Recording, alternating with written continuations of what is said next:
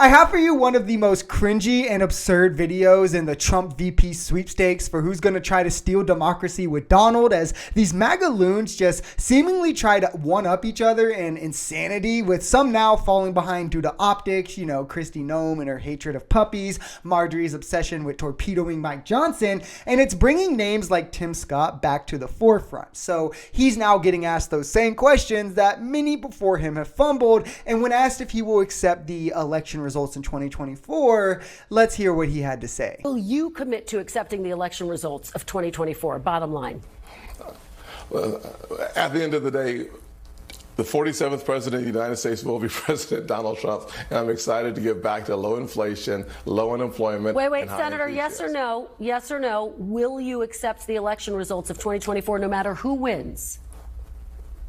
That is my statement. This is embarrassing enough already, but we will keep going to where he's practically coddling Trump by the balls. But look at how unwilling each and every name on Trump's shortlist for VP is to say, yes, we will accept the election results no matter what. And the follow-up, yes, I would do the exact same thing Mike Pence did. The fact that not a single name that Trump is considering will say any of these things show the plan right there. Just yes or no. Will you accept the election results of 2024? I look forward to President Trump being the 47th president. Kristen, you could ask him multiple times. Senator, just a yes or no answer. So the American people will make the decision. But I don't hear you committing for President Trump. That's clear. I don't hear you committing to the election results. Here's the challenge. Will you commit to accepting the election results? This is why so many Americans believe that NBC is an extension of the Democrat Party. When I first heard this, I thought he was saying NPCs are part of the Democratic Party, and I was going to go off about how every MAGA Trump possible VP is just the cookie cutter same with the talking points, and you don't get any more NPC than that, but NBC is what he said, and even then it's kind of weak from his own stance to say, oh, you're questioning me on if I will accept the results of democracy? You're questioning me on if I would be part of Insurrection Part 2? How liberal of you. It's not like the last VP for Trump is the only reason we weren't able, or he wasn't able to circumvent the peaceful transfer of power and fraudulently instill himself back into the presidency, and now he's going to have another go at it with someone who will let him. What are the Democrats even so worried about, right? As a candidate for president, you said very clearly that you supported a 15-week federal ban. You said it was necessary. This week, Donald Trump is saying, quote, he's not signing a national abortion ban and that the issue should be left up to the states. Is Donald Trump wrong to leave that issue up to the states, Senator? Well, there's no doubt that the Dobbs decision sent it back to the states. So the Supreme Court has ruled. The leading candidate, our Republican nominee, has made it very clear that this is a state's issue. You said back in August, quote, we must have a president of the United States who will advocate and fight for, at the minimum, a 15-week limit. Do you stand by that, or have you now changed your view?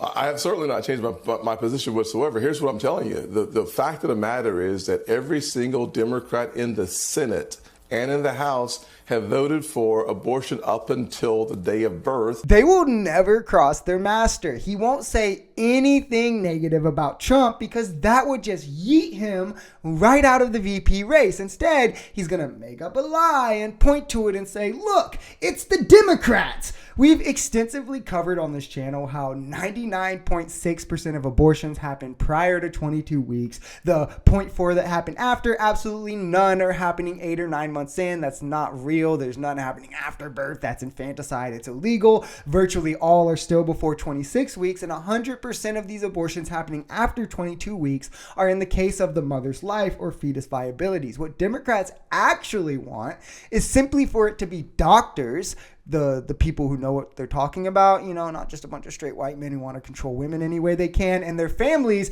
making the decisions on the mother's life and fetus viability, not Republicans, not conservative legislators. I think we've learned our lesson enough about that. And also, Your area code should never dictate what bit of healthcare or how much freedoms you have. Let's get that off the table too. But it's funny how hypocritical all these Republicans are just showing themselves to be, and how clear they will just say whatever it takes to get votes or do whatever best their career. All these people pretended they wouldn't fall in line behind Trump. They pretended they were different than Trump, and only to end up falling in line behind him, changing their stances to agree with them just in hopes that they could be his VP pick. It's really sad to watch as all of these people just practically torpedo their careers just in hopes for the slim possibility they get the Trump cosign that might resurrect it. If you enjoyed this video, we're Social Society. We're a commentary channel influenced by politics, society, and the economy. We are pretty left-leaning on this channel, but we're open to our right-wingers as well. The biggest thing here is having conversations that get everyone to the bottom of the truth.